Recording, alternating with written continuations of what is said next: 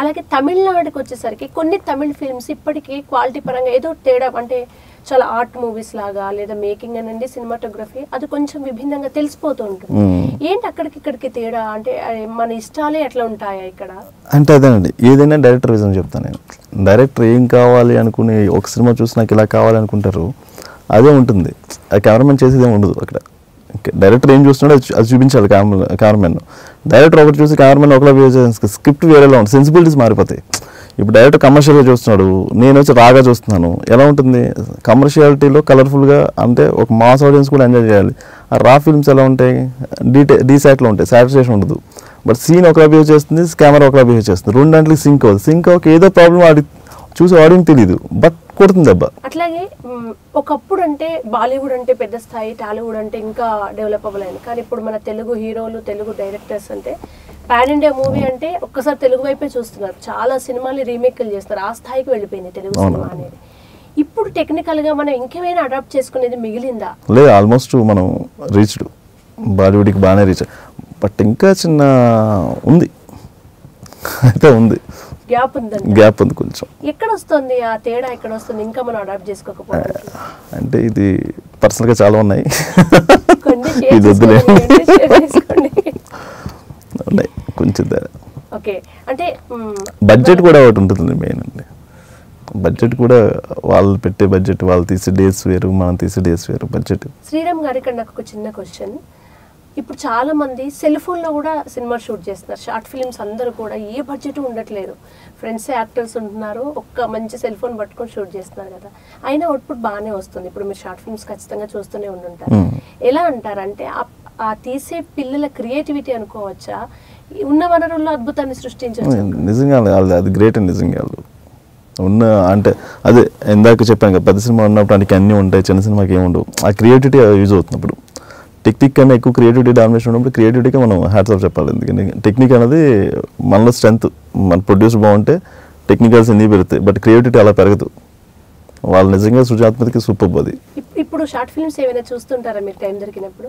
Short films చూస్తుంటాను.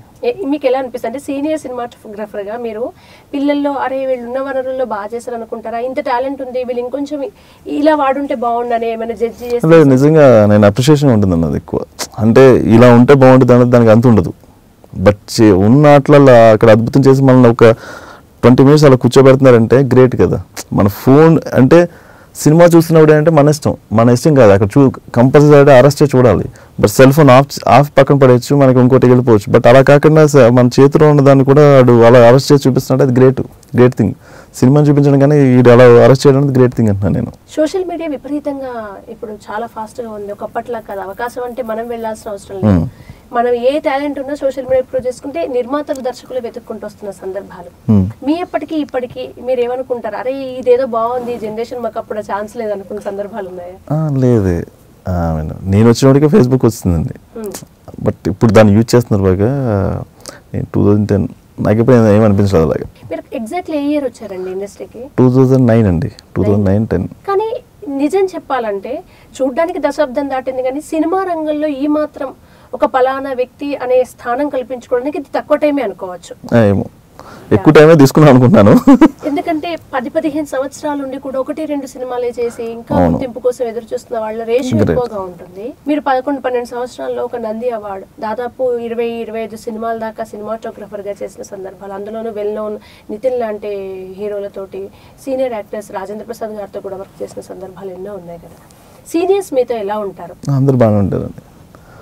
అంటే ఏమో చేసిన వాళ్ళందరూ చాలా ఫ్రెండ్లీగా, అందరూ ఇదిగా, నరేష్ గారు కానీ రాజేంద్ర ప్రసాద్ గారు కానీ ఎవరు హీరోస్ అయినా అందరూ బాగుంటాయి. ఇప్పుడు F3 చేస్తున్నాం వెంకటేష్ గారికి, అందరూ చాలా బాగుంటారు. వెంకటేష్ గారితో మీరు F3కి వర్క్ చేశారు, F2లో కూడా? లేదు, F3కి వర్క్ చేస్తాను. F3లో వెంకటేష్ గారితో సీన్స్ ఏమైనా కంప్లీట్ అయ్యాయా అండి? అయ్యండి, ఫస్ట్ కొన్ని ఆయన ఎపిసోడ్స్ అన్ని మ్యాక్సిమం అయిపోయాయి. ఎలా ఉంటారు వెంకటేష్ గారు? సూపర్ అండి. నేను యాక్చువల్లీ ఆయన ఫ్యాన్ని చిన్నప్పుడు.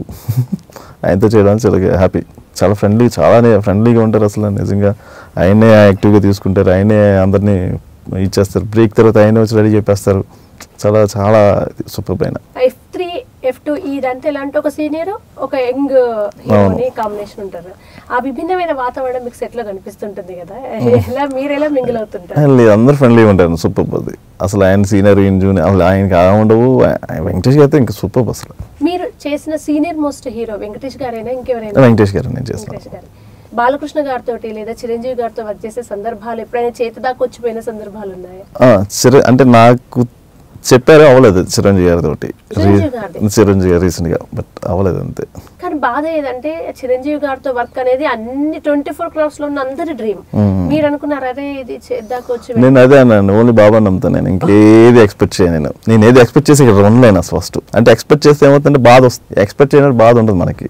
ఓకే, వచ్చిన వాళ్ళు చేస్తాను. అందుకే నేను ఈ సినిమా చేస్తాను, చిన్న సినిమా చేయను అని ఫీలింగ్ ఉండదు. నేను రూపాయి సినిమా చేస్తాను, 100 రూపాయలు చేయగలను.